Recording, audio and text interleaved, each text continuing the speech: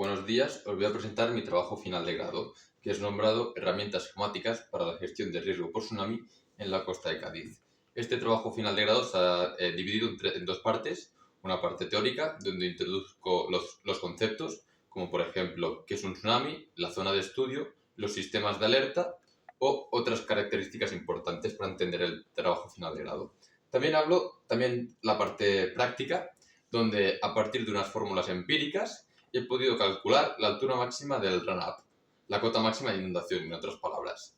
A partir de esta altura del run-up, he podido calcular 3 escenarios diferentes y con estos escenarios, mediante el análisis con ArcGIS Pro, he podido crear varias capas, como la profundidad de inundación, la inundación o las rutas de evacuación. Estas capas han sido colgadas en un geovisor que se ha programado mediante 3 códigos, HTML, CSS y JavaScript. Y finalmente, con Python, que es otro código de programación, he programado una calculadora que calcula la velocidad desde el epicentro del terremoto, donde se produce el tsunami, hasta la ciudad de Cádiz. Así podemos saber el tiempo de recorrido del tsunami.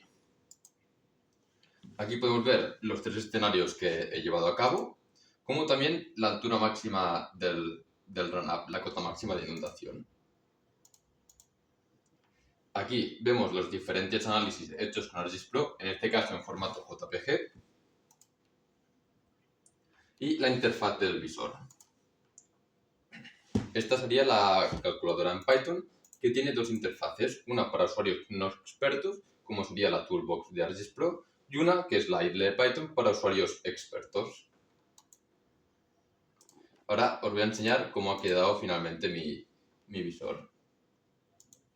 Este es el visor, un pop-up de bienvenida y donde podemos visualizar las capas que hemos visto antes en formato JPG, el minimapa mosca y, por ejemplo, si queremos ver las rutas de evacuación desde los edificios que quedarían inundados para cada escenario, tendríamos que ir aquí, ruta, el peor escenario posible, y podríamos ver las rutas de inundación desde cada edificio inundado, que serían estos de aquí en rojo, hasta el punto de encuentro más cercano. También hay otras capas, como por ejemplo la inundación o la profundidad de inundación. En este sidebar también podemos ver otras características, como por ejemplo un resumen, una explicación interactiva de cada escenario,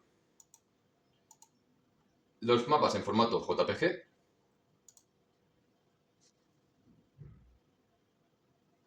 y también una leyenda interactiva, una leyenda que va en función de cada escenario que hemos escogido. Este sería mi trabajo final de grado. Muchas gracias por escucharme.